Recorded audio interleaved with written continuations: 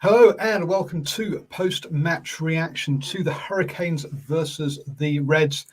It finished 43-14, but I don't think anyone really cared by that point, to be honest with you.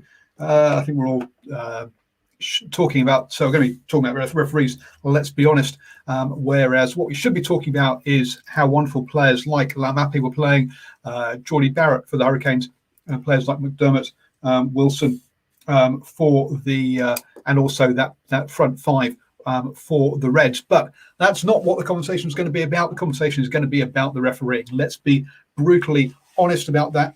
And it is a real shame because that's not what the story of this game should be about. How did it all start off? Well, we started off with that Lamapi try, to be honest. In his last game for the Hurricanes before he heads overseas, and we don't see him again in New Zealand. That's probably going to be the last time we ever see him play in New Zealand. Actually, I don't know if he's down for the NPC or not. We'll have to wait and see. But anyway, the last time we'll see him in Super Rugby at the very least, and he came out and had a cracking game. Let's be honest, breaking tackles, going and scoring tries, having tries disallowed as well, going close with other ones. I'm happy. Wonderful way for him to end that one. In the end, Nocturnal writes, yes, in the live chat, the worst refereeing for years. Dolman, was it? I'm not sure who the referee was, to be honest. I will see if it's easily available somewhere for me to have a look at. But as I say, I'm happy playing well. Jordy Barrett also had a good game, being able to break the line as well in terms of in the game. Having a cracking season as Jordy. Really pleased to see how he's matured into the role and how he's coped with being sort of the senior player, definitely the senior playmaker in that team. For the other team, look, McDermott at scrum half really ran things and had good players running off his shoulders and stuff to get line breaks. And that's one of the things that we saw in this game that the Reds managed to do that they've not necessarily, or the Australian sides in particular, have not necessarily managed to do in this tournament. One of their problems has been that they've quite often averaged in the sort of 2 meters or less per carry, which basically means you're not getting over the gain line. Tonight, they averaged 4.6 meters per carry, which shows you they were getting over the gain line. There was some real nice rugby in there in this one. Good evening, everyone that is in the live chat joining us. Don't forget, we do come live straight after the 7 o'clock games in Super Rugby on both the Fridays and Saturdays. So do join us for those here on New Zealand Sports Radio. It was an exciting game, but the Reds deserved much better than the scoreline, and that's very true. Now, look, I've talked about good players, so let's one thing we should talk about on the poor side was that perhaps the Reds kicks it away a bit too often, or kicks it away badly rather than too often, because the Hurricanes kicks it away 37 times compared to 23 by the Reds. But the big thing for the Reds is their tackling their first tackling was just poor tonight. 69% tackling.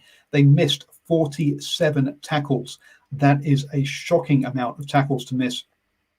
To be fair, the Hurricanes missed 29 as well, which is quite a few, but they had 84% tackling. They had a lot of work to do, as there was an awful lot of running rugby in this game, despite those kicks. I saw Nigel Yelden on Twitter going, wow, how long is this first half taking? And it's very true. It was a very long half. And why? Well, hey, the TMO got involved, didn't he? Let's be honest. And they had to relook at a number of things. If they weren't relooking at things for cards and stuff, then he was getting in the ref's ear and helping him out with other stuff. Now, look, getting the call right is what the TMO is there for, and I'm happy for him to be doing that. That's fine. The problem tonight was that the TMO and the referee made glaring mistakes when they were doing these, were reviewing instances. So, first one up, yellow card for Lomax. What does he do? Well, the player is bending over, but comes in at a consistent height. He doesn't drop in height, even if he is bent over. What we also do is that what he also does then is there's one tackler in, but Lomax comes in as a second tackler. He drops his left arm and leads with that shoulder, but wraps the right arm and makes contact with the player's head with his left shoulder. Now, the player doesn't drop, the player comes in at that consistent height. And the mitigation should only be for dropping players, not for ones that come in low. Hence, that shouldn't have been used in mitigation, but it was by the referee. Secondly, if you're going to drop that left shoulder in what's called a dead arm tackle, then you're not wrapping. The other arm can look like it's wrapping, but you've dropped you've tucked the arm, you've taken the shoulder in, and you're not really wrapping with the eye. It's done purely that I'm pretty sure now. We've seen it by a few players over the last couple of weeks. I'm pretty sure that there is some coaching going on to say you drop one arm, but you get the other one wrapped around to make it look like you're wrapping. And the referee said, "Oh, there's a clear wrap." Well, there's a clear wrap, but not from the left arm. And so those two things that mitigate Lomax's down to yellow means that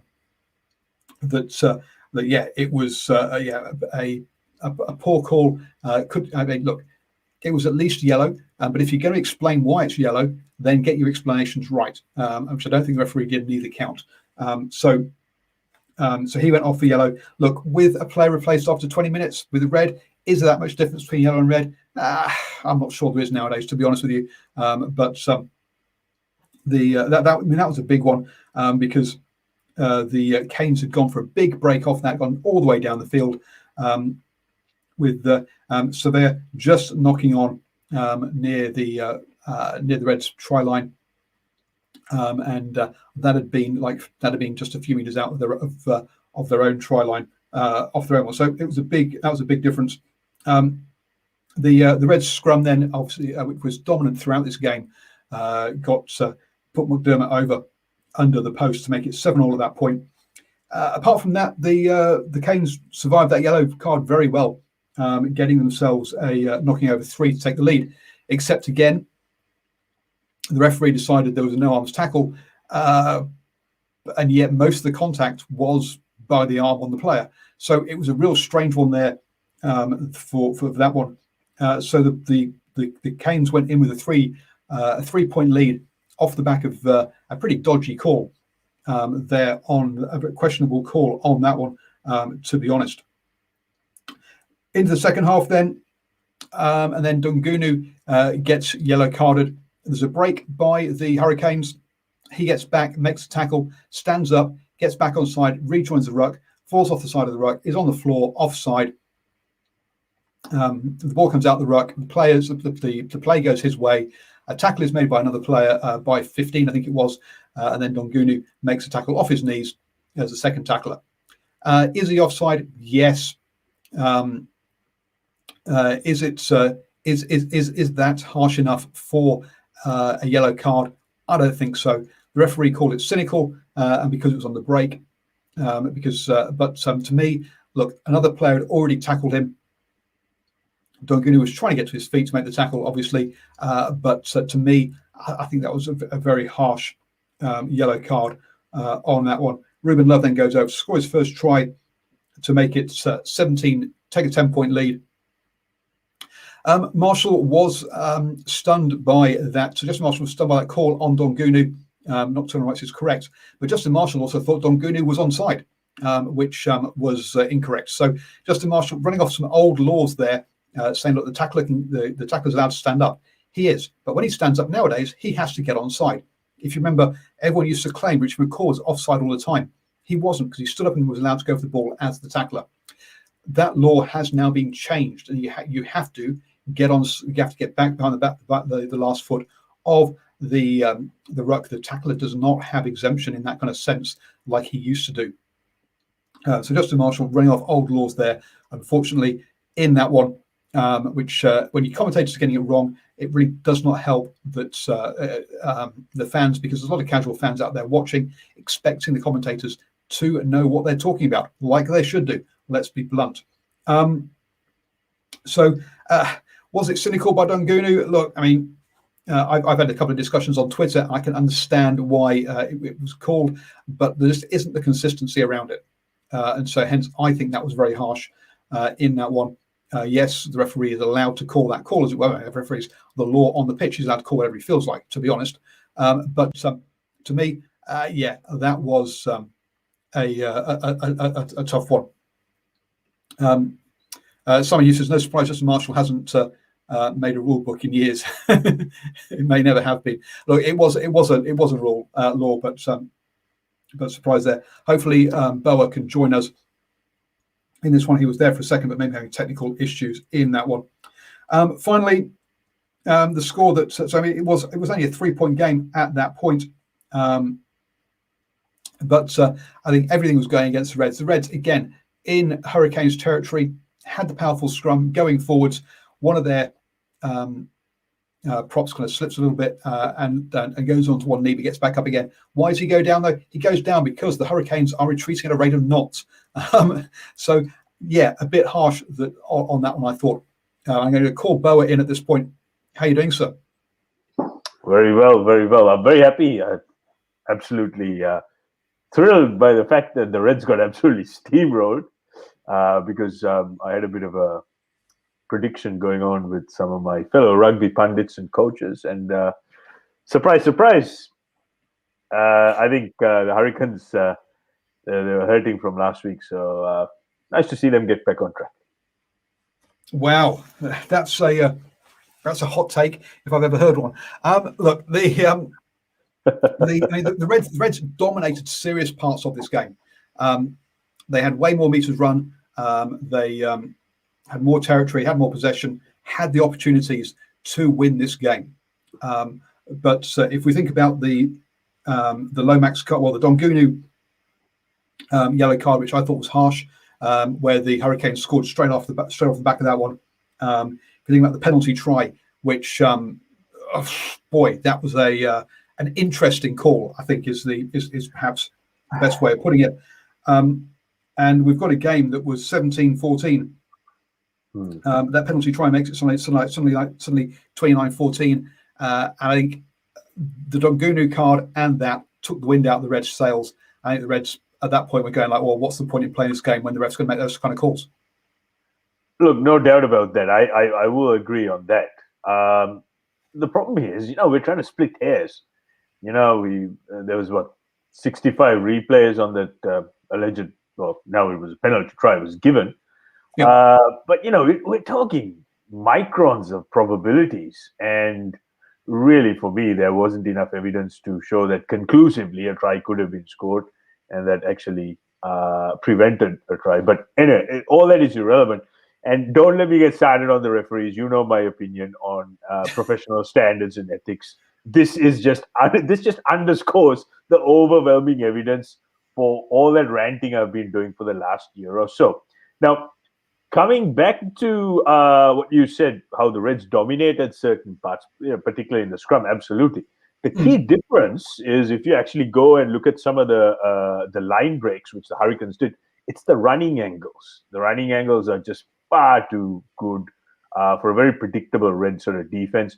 And whenever Reds cart meters up front, it's just dead straight. Now it works at club level or sort of rep level selection grade, where if you run hard and fast, you can make some meters. But at elite level, Super Rugby level, it's just not good enough. So that was the difference. But again, it just comes down to capability and capacity on the day to execute.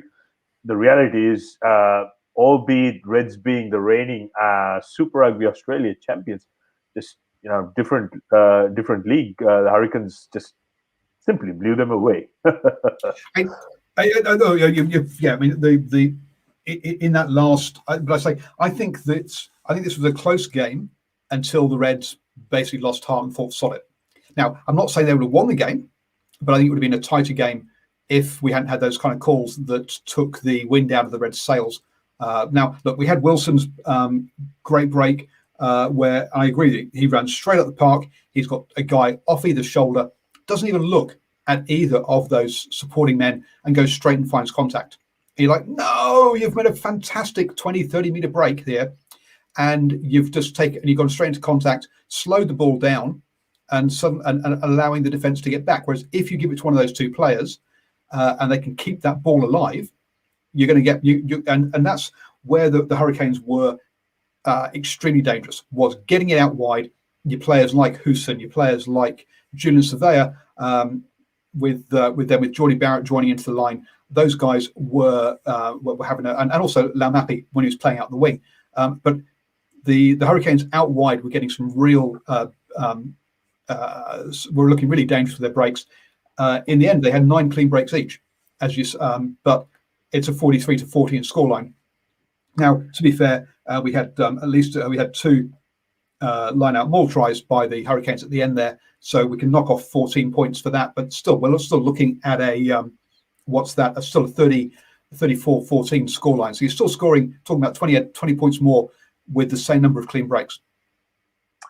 Yeah, no question. And Paul, the reality is, if you don't have the skill set to run those angles and convert that good possession into points, then you have to start thinking on your feet. And to me, that's a lack of tactical nous. And this is where coaching comes in. So I'm going to put my coach's hat on.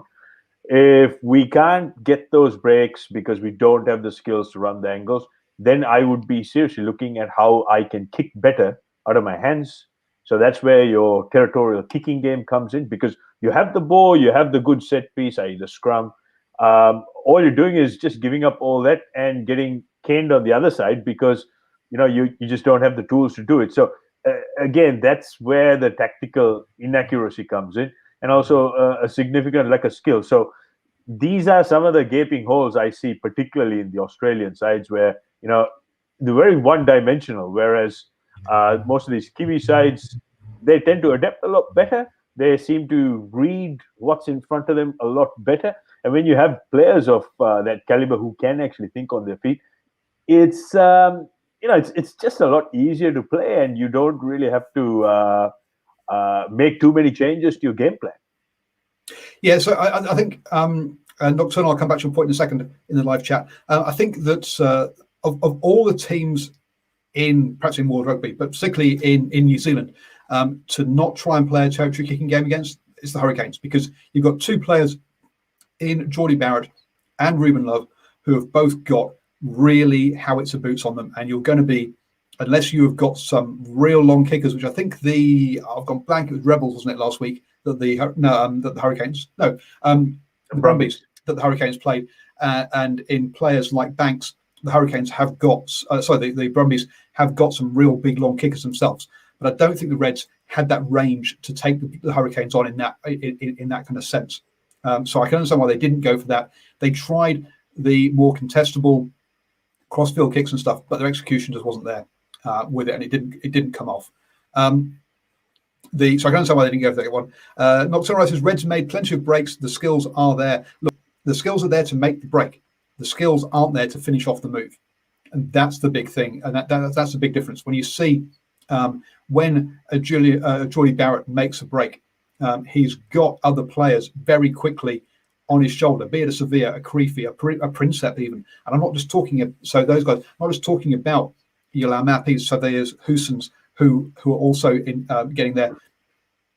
Whereas you're just not seeing quite that. You're not seeing the same support lines. Players to keep that ball alive in those breaks. So that's the big difference between the two. But I think we do have to talk about that scrum though. That's from the Reds. Now, look, the Hurricanes are probably are the lightest front 5 out of all the New Zealand teams. Let's be honest here. But they were backpedaling at a rate of knots all game, weren't they? Well, they were, and it clearly shows that they probably haven't done the work. They haven't. It's probably an area which they're not kind of focusing as much as they should. It is one of their weak links. But when you play a team against the Reds of that sort of skill level and lack of confidence, for a better choice of words, really. All you need is a couple of good line breaks. And I'm just going to come back to the point you made and also what Nocturnal said. Yeah, look, they do have the skills, but one of the key statistics from a coaching point of view you need to look at is once the line break is made, how many passes does it actually take for the desired outcome or the points? So if you actually look at how the Hurricanes play the game, soon as they make the line breaks, they would get 5 or 7 points within 3.5 passes. So that tells you have guys who've got the wheels, who've got the jet shoes, and who are running the right lines, backing up once the line break is done. Whereas if you look at the converse or the opposite with the Reds, they don't necessarily have that. And if you probably look at the statistic against the Kiwi sides, it probably doesn't even register. So that's one of the key issues. Jumping back to the scrum, yeah, look, I think the Hurricanes are remotely even concerned about it, particularly looking ahead to next season.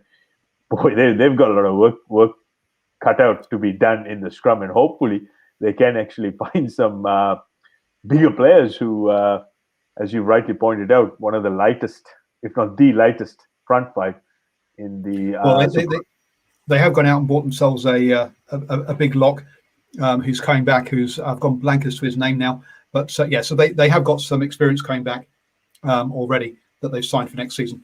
Talking about the coaching though, one of the things I wanted to point out, and the Victoria points out, James O'Connor's missing. Yes, he is in this one, and Hegarty, isn't quite the same. I mean, Henry also isn't.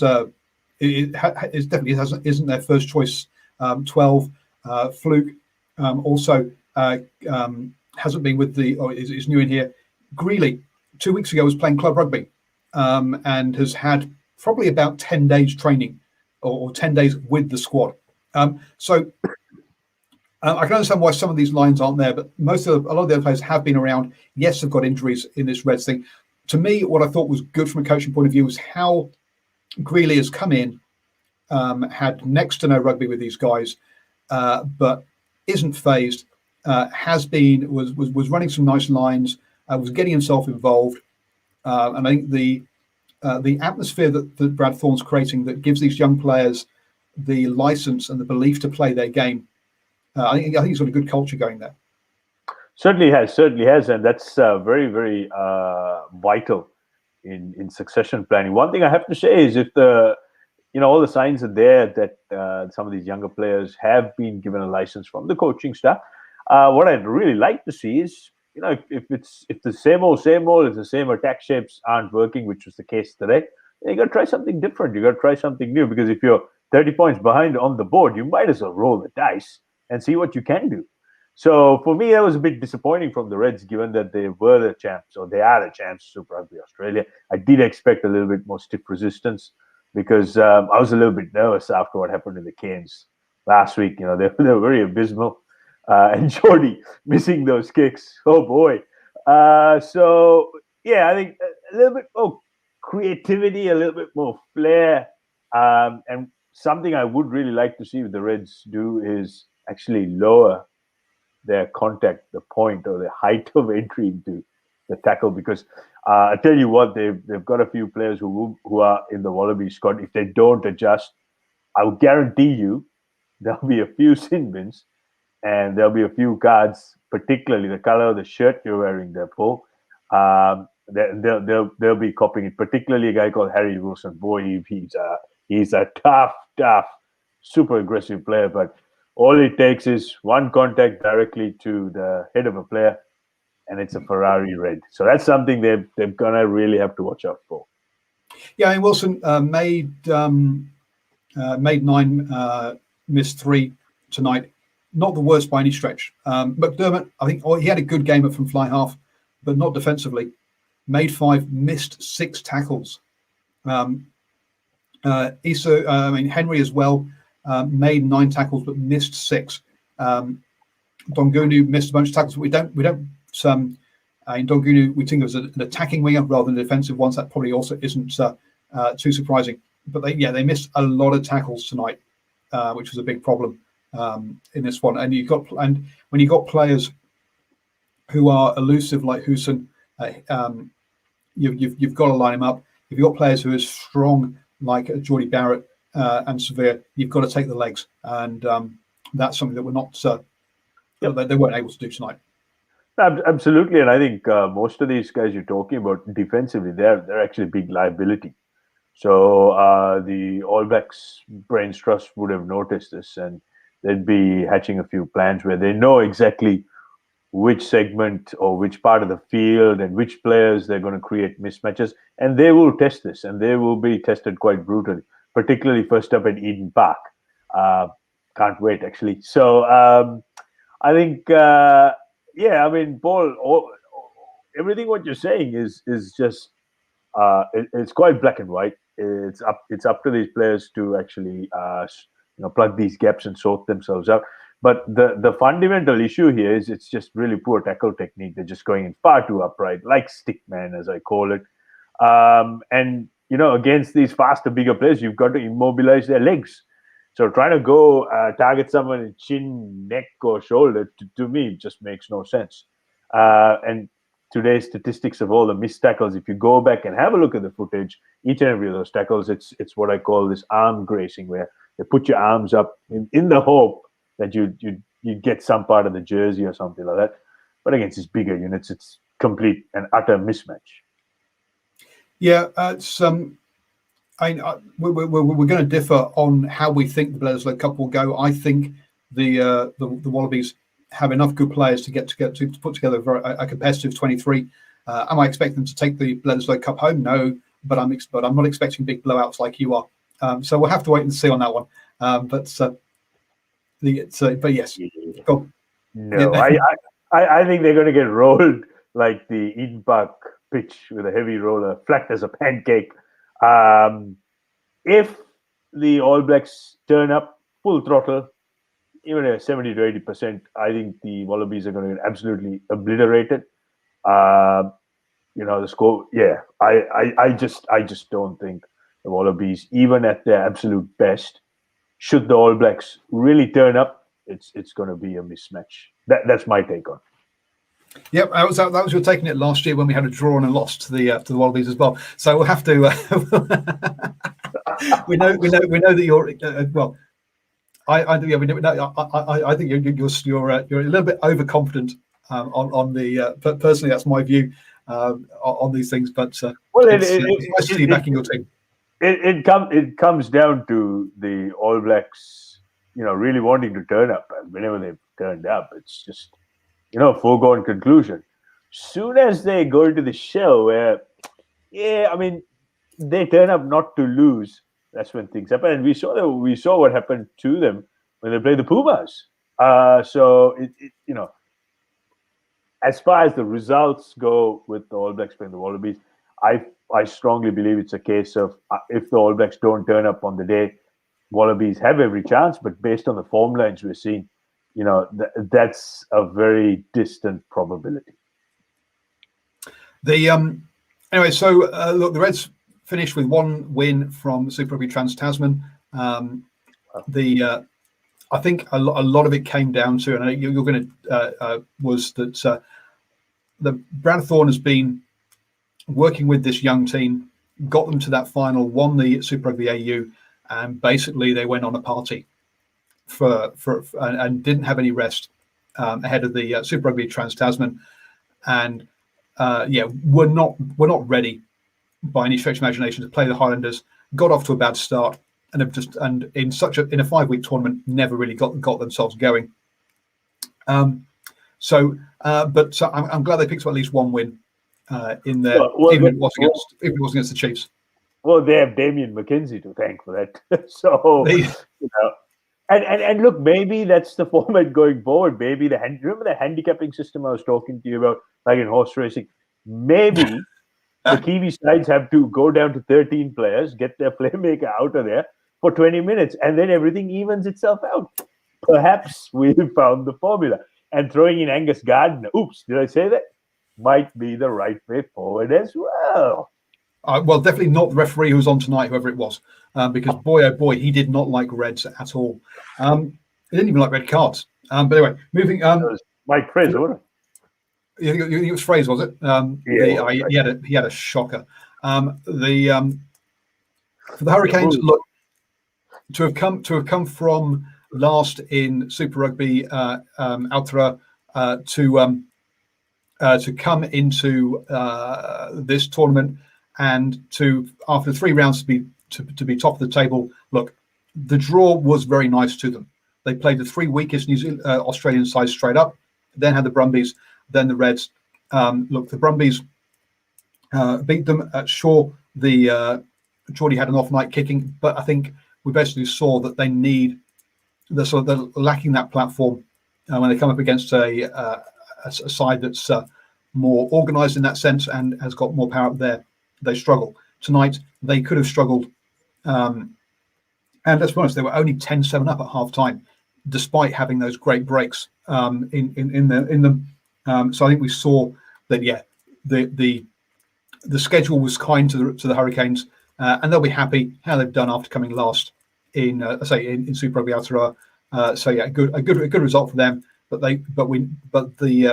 their same weaknesses that we expected at the beginning of the season were still there at the end of the season. Yeah, absolutely. And again, against weaker opposition, you can actually get away with some of these mistakes. And it just kind of underscores that whole feeling that maybe this whole Trans-Tasman Super Rugby is a big waste of time, because the gulf in skill is very, very obvious. And if you put a montage of some of the tries, some of the plays, some of the defensive efforts from some of these Australian sides, they just weren't up to it. They just didn't have the speed. They just didn't have the capacity to contain some of these Kiwi sides. So you can't be super critical, because at the end of the day, you can only do what you can with the cattle you have on the pasture, so to speak. So some really positive signs from the Reds. I hope Brad Thorne can continue this culture of grooming and succession planning. And the day will come where they will be truly competitive. But it won't be just today or tomorrow. It might be in a few years. But then that leaves the Kiwi sides room to improve as well. So I guess we'll wait and see, Paul. Yep, sure. But if we keep offering world-class players like Laumapi not enough money, then we've got to find new players to fill his boots. That interesting one by the New Zealand Rugby, and probably one for us to discuss on Tuesday night on the Driving Wall show. Next up, we've got the Brumbies versus the Highlanders. The Brumbies, who again I think had a shocking draw in this, playing the Crusaders first up, then the Chiefs, then the Blues away. As soon as they get home, they win their first home game. Second home game against the Highlanders. To be honest, I'm backing the Highlanders for this one, but I think it will be a relatively close affair, as the Highlanders know they have to get a try bonus point from this to keep the pressure on the Crusaders. No question. I think the Highlanders will really turn up today. I think they will take this very, very, very seriously. And, when they're on song, boy, they're unbeatable. So I think the Brumbies are in for, I would quite say, a tumbling. But I would suspect that the Highlanders will win this on the board quite comfortably. We will see some exciting rugby, particularly 10 minutes prior to halftime and just after. That's when the Highlanders, statistically, if you look at where they really strike and hurt their opponents, they've done that very, very well. So looking forward to a bit of that. But as far as players and Laumapi, I get that. That's an entirely different conversation which needs to be had. But as far as the Queensland Reds go, there's good old St. Kane. So they're in good hands. Yeah, and also the Brumbies missing their first choice 10 as well this evening, which is going to be a tough one for them. Look, and I think the Waratahs have already publicly said that they were not worried about winning or losing this week. It's all about next season and preparing their team for that. So I think a few of the other Australian sides might be doing the same thing. So look, folks, looking forward to the Brumbies versus Highlanders next up. And you never know. The Hurricanes with that win, if there are 2 losses for the Blues, Highlanders and Crusaders, the Hurricanes could end up in the final. Who knows? Who knows?